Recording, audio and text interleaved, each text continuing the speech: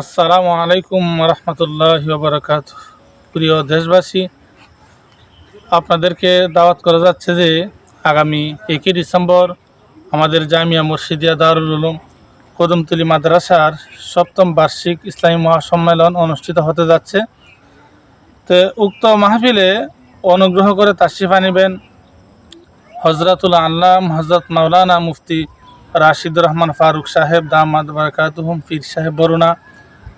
উক্ত মাহফিলে আরও তাশরিফ আনিবেন হজরতুল আল্লাম হজরত মাওলানা আশরাফ আলী হরিশপুরি সাহেব দামাদ বারাকাতুহুম।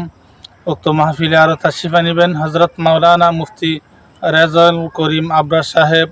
উক্ত মাহফিলে আরও তাশরিফ আনিবেন মুফতি আলী হাসান হুসামা সাহেব। উক্ত মাহফিলে আরও তাশরিফ আনিবেন হজরত মাওলানা ইসলামউদ্দিন ফারুকি সাহেব। উক্ত